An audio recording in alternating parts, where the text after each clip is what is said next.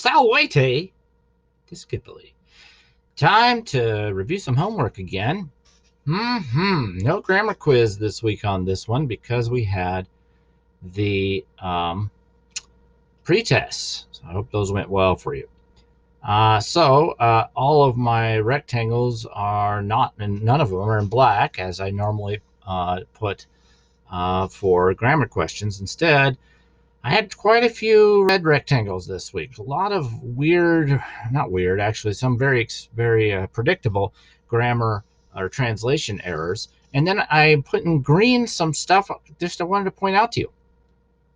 And including in one case, in one instance, a new use of one of our cases. Oh no, not again. Yes, indeed. So let's just go. Let's just do it. Let's just see what happens here. Salvius has taken a tour of his farm. And this is not. We don't like Salvius, or at least I kind of hope you don't. He's not a very nice guy. He has just already slaughtered quite a few slaves just because he's a paranoid person, and he's not gonna, get much better here. So let's see what happens. Postridie Salvius fundum inspicit voluit. Well, great. Salvius the next day wanted to inspect the farm. No, nobody had problems with that. Everybody pretty much got that. Warica igatur. Now, a lot of people still are confused about Warica. Warica is a male person. He is a man. His name is first declension. Okay, but that doesn't really mean anything. So Warica is masculine. So Warica, therefore, led him through the farm. Wilicus, now that's referring back to Warica. He is a farm manager. The farm manager, domino agros et sagetem ostendit. Now, I put something in green here because this is something new that we have seen before. It is our new case that we're working on, and the first major use of that case. This domino is not referring to a little square with dots on it or anything like that you might play a game with, or a pizza company. This is a dative. Okay, us e o o. And you may say, well, how do I know it's not ablative? Well, there's no preposition, there's no cum, there's no use of the ablative that would fit here. So you got a dative, and the question is, what use of the dative do you have? Well, let's see. What is our verb? The Wilicus ostended. That's the last word. That's the verb. So the farm manager showed. Now I remember something about a show and tell verb. Give, show, tell. Remember, give, show, tell verbs like to take indirect objects in both English and Latin. And so if the farm manager showed something, he probably showed it to someone, right? So the farm manager showed the fields and the crop to his master, domino. Okay? So that is the dative of indirect object. Remember, an indirect object requires a number of things. A give, show, tell verb, right? Here we've got one that means show. And a direct object. You can't really have an indirect object unless there's a direct object.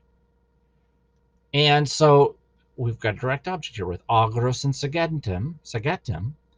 And then you get your indirect object. So the farm manager showed the fields and the crop and the harvest to the master.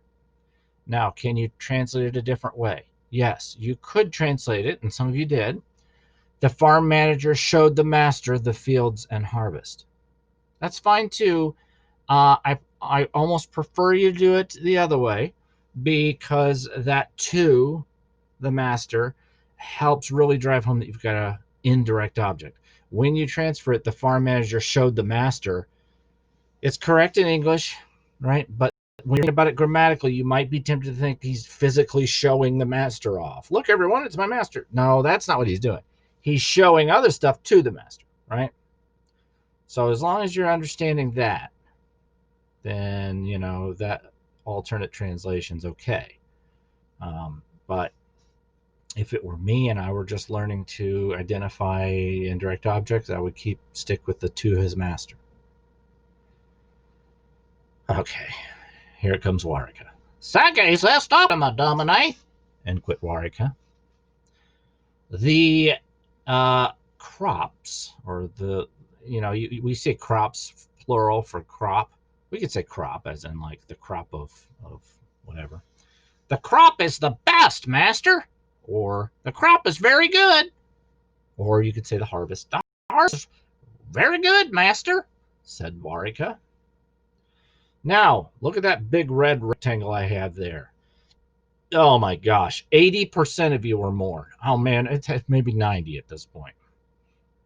There's only one or two of you I have found who translated this correctly. Everyone went servi multum fermentum, and you said many slaves.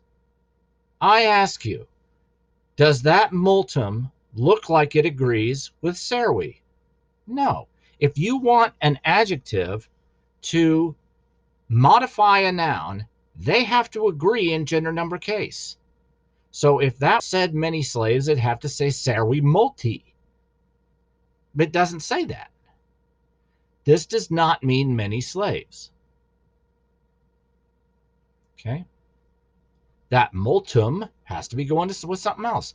What else could it be going with? Maybe the next word, fermentum. So the slaves have brought much grain.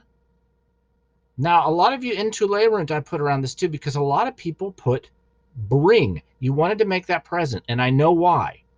You wanted to make it present because of yam, because yam can mean now. And if something's happening now, you would think of it as the present tense, right?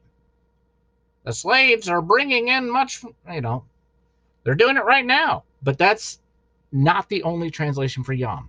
Yam can also mean already. And remember that the perfect tense can be translated have or has.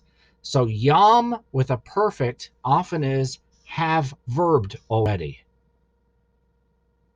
So the slaves have brought much grain into the barn already. Or the slaves have already brought a lot of grain into the barn. Okay? But you got to put that multum with fermentum, not with servi. Now, I have another rectangle around circumspectavit, because I'm still getting people saying things like, Salvius, after looking around the fields. You can't say that. Remember, if you've got a verb, you need to have a subject with that verb. Whether it's a pronoun like he, she, it, they, you, me, we, or I, or something like that. Or if it's a express subject, a person's name, or, you know, a noun. You can't just say looking. That's not a noun. That's something else that Latin 3 is dealing with, and that you will deal with perhaps by the end of this year, but for sure by next year. That's something else called a participle. Okay? When you just say the man running through the fields without clothes on. Okay, that last part wasn't necessary, but the man running through the fields, that's not a noun, or that's not a verb. It's not going with the subject. So do you understand? You've got to say he looked. So after he looked around at the fields. You can't just say after looking. There is a construction where that would work, but it wouldn't be a verb. It would be a participle. So Salvius, after he looked. So the point is, if you're ever translating a verb and you're not putting he, she, it, they, we, y'all, something like that with it, or a noun with it, okay?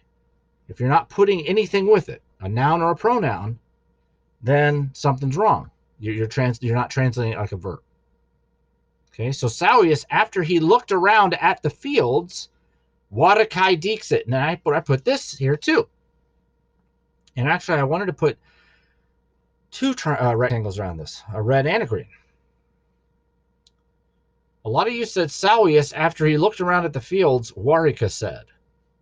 That doesn't make sense, right? If it doesn't sound right, if it doesn't make sense, remember, it's probably wrong. A lot of you are still turning in sentences that are just, they don't make any sense. They don't make any sense. If you read it and you go, I have no idea what that means, it is probably wrong. It's possible that it's about some obscure cultural thing that you don't know about, but not very likely. It's probably just flat out wrong. So Salvius, after he looked around at the fields, said, he's got to be the subject still. Why? For one thing, what are you going to do with him otherwise? Salvius, and then we have a dependent clause. Salvius, blah, blah, blah. So you could imagine taking all that out. That's a dependent clause after he looked around at the fields. What do I mean by dependent? It's dependent on some other clause to make sense. When something is dependent, when a clause is dependent, it means it requires another clause to prop it up, right? In other words, you can't walk up to someone and go, after he looked around the fields. They'll look at you like, what, huh? Now, unfortunately, in today's public life, there are a lot of public speakers who just ramble on in dependent clauses all the time. But that's not the kind of language we're trying to learn here. So you got to have something for Salvius to do. You have a subject there, Salvius, and if all you give him is that dependent clause, you still haven't given him a verb. Second problem is that warikai is not a nominative. You know what a warika looks like in the nominative. He's been in the nominative 3 or 4 times already. Inquit warika above. Warika igiter, duxit fundum in the second sentence. That's his nominative. Warikai is not a nominative. Well, what is it? The only way you can make it nominative is if you think there's more than one warika. If you think he's plural. Well, that's not going to work. And even if it did work, dixit is singular. Not happening. Okay. So what case is he in? Is he in the genitive? Well, we don't know any genitives, and they're translated of, so that's not going to make a lot of sense. So the only option we have is dative. Now, what kind of dative is it? Well, we only know one use for the next couple minutes anyway. And so the question is it an indirect object? And you may say, okay, well, fine. Okay, great. So that makes sense. Salvius said to Wariko. That's how a lot of you translate it, right? But you said, Dr. Burrows, you just said that a indirect object needs a direct object. And Salvius Warikai Dixit doesn't have a direct object. So how can it be an indirect object, huh? How can it? Well, I'll tell you. I'm going to tell you. You know what the direct object is here? Salvius Warikai Dixit? The direct object is the entire next quote. That whole quote, that whole thing is the direct object because that's what he said. So that whole thing is serving as an accusative, as a direct object. That's what he said to Warikai. So when you have these, you'll have a lot of times you'll have especially with speaking verbs, especially with the tell portion of the indirect object, it'll seem like there's no direct object. But if there's a quote, that's the direct object. Okay, so that Warikai is another dative of indirect object. It's a masculine singular dative of direct object, or of indirect object. Masculine because, like I said, Warika is a man. He's first declension, but again, you can't think of declensions as an automatic gender. They're not. Okay. So Salvius, after he looked around the field, said to Warika, "Where are the plowmen and the master?" What are we going to call this guy? Foreman. Let's call it. Yeah. Where are the plowmen and the foreman? I like to make Salvius's voice. I don't know if you've all seen the old 1960s, 70s stop motion Santa Claus movie. Rankin Bass, great animators, also did the animated Hobbit back in the day, also did the old school Thundercat cartoons. Great, great animators. They're dead now, but there's a guy named the Burgermeister, the guy who's in charge of the town, basically, is what that means. The mayor. That's the voice I tend to do for Salvius. Okay, so where are the plowmen and the foremen? Now, a lot of you, for oratores and oratoribus and so on and so on, we get it several times. Oratores, oratoribus, oratores. You kept giving me plowman. And so I put in red that A. In other words, it shouldn't be plowman. It should be plowmen. Now, the reason you did that is because in the side, it says oratores, and then it says orator, plowman. Well, you just kind of skipped over the orator. It's telling you the orator means plowman. It's giving you the nominative singular, plowman. You have to extrapolate from that this is not singular, however. This is plural. Ubi sunt oratores. There's more than one. So where are the plowmen and the foremen? Surely Serwix is in charge of the plowmen. Now, got something in green here. Oh boy. Oh boy, it's going to be fun. Well, here we go. This is our second use of the dative. No, I was so happy when we only had one. Well, we get another one. It's a really boring use of the dative. Here's what it is. Most of the time, when a verb has an object, that object is in the accusative, right? You look above, they've brought in fermentum grain, accusative, right? You look above, he wanted to inspect the fundum. He wanted to inspect the farm, accusative, right? Okay. Down below, I don't want to retain a serwum, a slave, serwum, slave. That's in the accusative. So most of the time, you have an object of a verb, it's in the accusative, but sometimes verbs, instead of an accusative object, take a dative object. Okay? They just do. And when this happens, we just say verb takes the dative. Why is oratoribus in the dative? Verb takes the dative. Priest, prisum, to be in charge of, takes the dative. Pretty boring, huh? Verb takes the dative. Now, in the Oxford book, I believe, they like to call these verbs special verbs. You're special.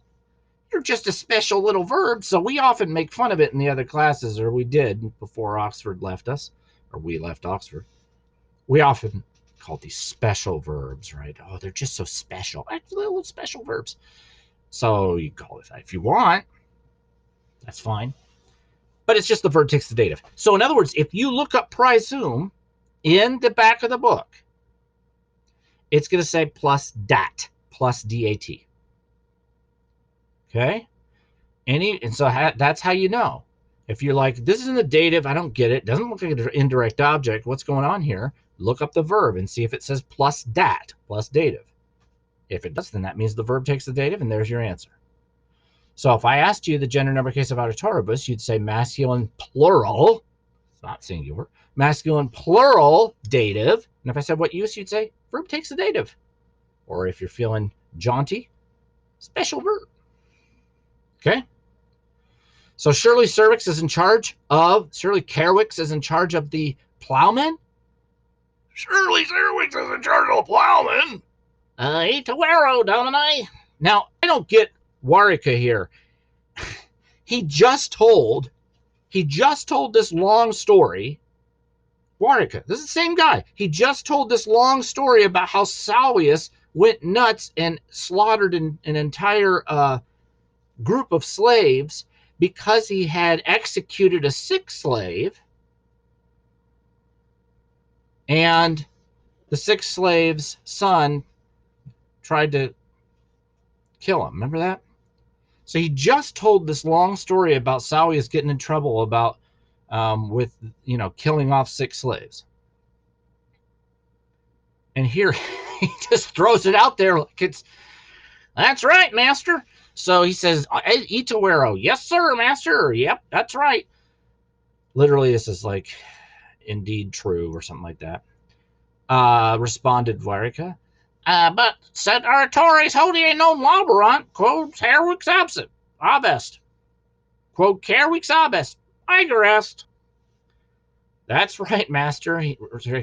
But the plowmen are not working today because Kerwix is absent. He's sick. Now, I mean, how did he expect this to go over? Now, I put Iger in red. You really, really, I cannot emphasize this enough. You can't just assume, you can't just glance at a word and assume you know the definition of it in English. Or at the very least, after you've translated it, if it doesn't make sense, go back and look at the word more carefully. Look up the word, and when you look up the word, look it up very carefully. So some of you thought Iger meant field, as in auger, without an E. And rather than like, I don't know, looking at, then going, well, maybe something's wrong, and looking up Iger, you just kind of create some elaborate sentence to try to make it make sense. So the plowmen are not working today because Serwix is absent. He's a field. That doesn't make sense. He's not a field. And then if you say, well, he's in a field. Well, now you've added the word in. Moreover, Iger is definitely not an ablative. So see how things just start to tumble and fall apart when you do that? When that happens, don't just throw some words on there and then walk away and give up. If it's not making sense, look more closely at what you got. Iger's not auger. Oh, that means sick. So the plowmen are not working today because Kerwix is absent. He's sick. Salvius at you responded. Quid dicisti? Iger est? Ego servum Igrum retenere lolo. Exactly how we expect him to. Okay, so Salvius at you responded. I put that in green too, for a couple reasons. Ei is a pronoun. It is the same as up there in the first line. See that one? Warika igiter Warika led him. It means him, but it gets if I were to ask you the gender number case, anytime I ask about this, I inevitably half the students will say that it is in the genitive because of that long I. But pronouns don't do genitives that way. Pronouns don't have genitives like that.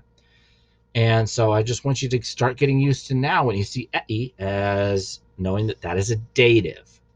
That ei, which means him, is a dative. Okay, so what kind of dative is it? Salvius responded to him. Well, that's a tell verb, right? Give, show, tell. It's a tell verb. Where's the direct object? There it is again. It's the quote. Salvius responded to him, quote, and the quote is the direct object. So ei is a dative of indirect object again.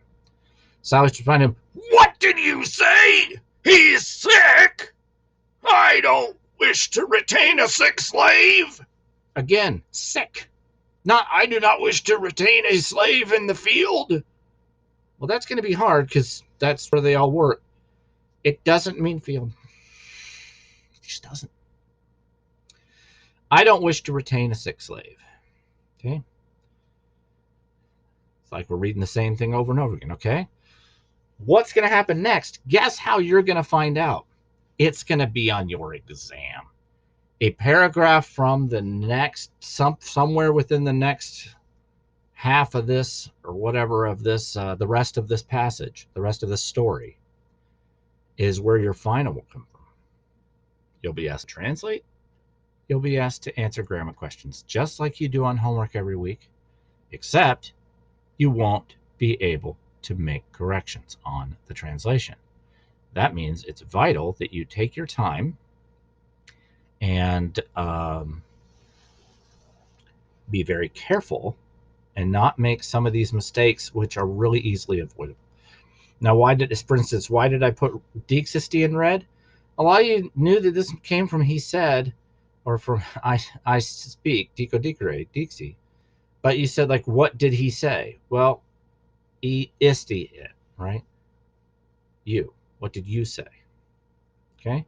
So just make sure as you're doing your exam that you are checking and double checking your sentences. And if they don't make sense, or if they sound weird, or if, something's not working, something seems out of place, it's probably wrong. And you're going to want to, reevaluate your translation. Okay? You have your books, you have a Latin toolbox, you have all the tools you need to do well on that exam, and you should.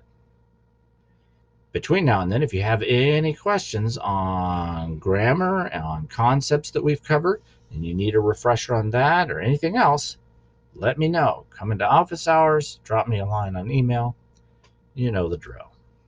Until then, Wale Tate Skipoli.